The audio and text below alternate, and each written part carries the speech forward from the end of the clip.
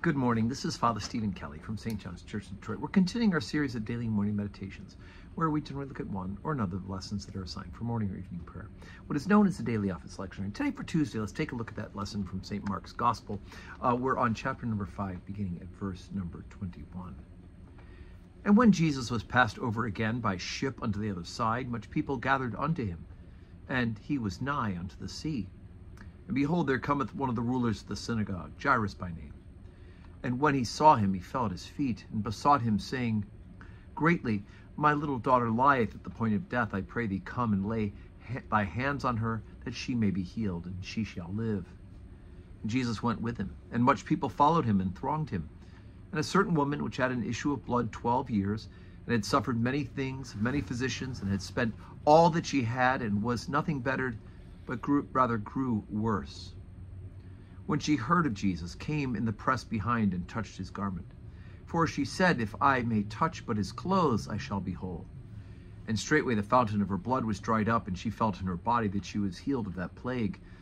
And Jesus, immediately knowing in himself that virtue had gone out of him, turned him about in the press and said, Who touched my clothes? And his disciples said to him, Thou seest the multitude thronging thee, and sayest thou, Who touched me? And he looked around about to see her that had done this thing. But the woman, fearing and trembling, knowing what was done in her, came and fell down before him, and told him all the truth. And he said unto her, Daughter, thy faith hath made thee whole. Go in peace, and be whole of thy plague. While he yet spake, there came from the ruler of the synagogue's house certain which said, Thy daughter is dead. Why troublest thou the master any further? And as soon as Jesus heard the word that was spoken, he saith unto the ruler of the synagogue, Be not afraid, only believe. And he suffered no man to follow him, save Peter and James and John, the brother of James. And he cometh to the house of the ruler of the synagogue, and seeth the tumult, and them that wept and wailed greatly. And when he was come in, he saith unto them, Why do you make this ado and weep? The damsel is not dead, but sleepeth. And they laughed him to scorn. But when he had put them all out, he taketh the father and the mother of the damsel, and them that were with him, and entereth in where the damsel was lying. And he took the damsel by the hand, and said unto her, Talitha cumi, which is, being interpreted, Damsel, I say unto thee, arise. And straightway the damsel arose and walked. For she was of age 12 years, and they were astonished with great astonishment. And he charged them straitly that no man should know it, and commanded that something be given to her to eat. Okay, so a couple of things. It's so much in this. It'd be way too many morning meditations that would involve to get all of this covered. But a couple of things in Mark's Gospel. This is one of the stories in Mark's Gospel that involves a lot more detail than other things that are described. You know, I mentioned Mark's Gospel tends to be the straight to it sort of thing, whereas Matthew and Luke and John have more description. But this particular story in Mark has a lot of detail. And so you have this woman who has this issue of blood, and then you have the ruler of the synagogue. So two stories that are intertwined with each other.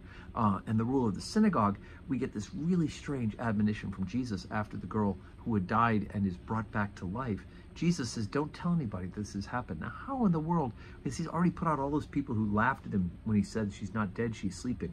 When that girl comes walking out to them, you're not going to be able to hide this. This is no way that this story is going to be able to be hidden. So that, to me, has always been a very strange sort of aspect of this. But the story, of course, with the women of the issue of blood, what strikes me in this particular Mark's account of this is that we have, some of the other Gospels don't talk about the press of the other crowds and the interaction with the disciples, right? When he says, Who touched me? And they're like, what do you mean? Everybody's touching you. You know, the crowd's pressing upon you. But he knew that this power had gone from him, what they call it virtue, had gone from him. And she comes to him sheepishly because, you know, she's unclean. She's got an issue of blood, so she's unclean. She's not supposed to be in the crowd. She's not supposed to be touching people because of the cleanliness laws of the Jewish tradition and teaching. So all of this is wrapped up in addition to her being sick and spent all her money on her weakness and all the things that she'd suffered at this, she also had the indignity of being excluded from society as well. And Jesus has made her whole.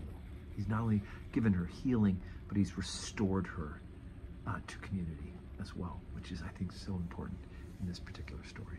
So today's Tuesday. We will have 12:15 Holy Communion today here at St. John's. I do hope you can join us either in person or through this live stream. And may your Tuesday be a day that's full of blessings.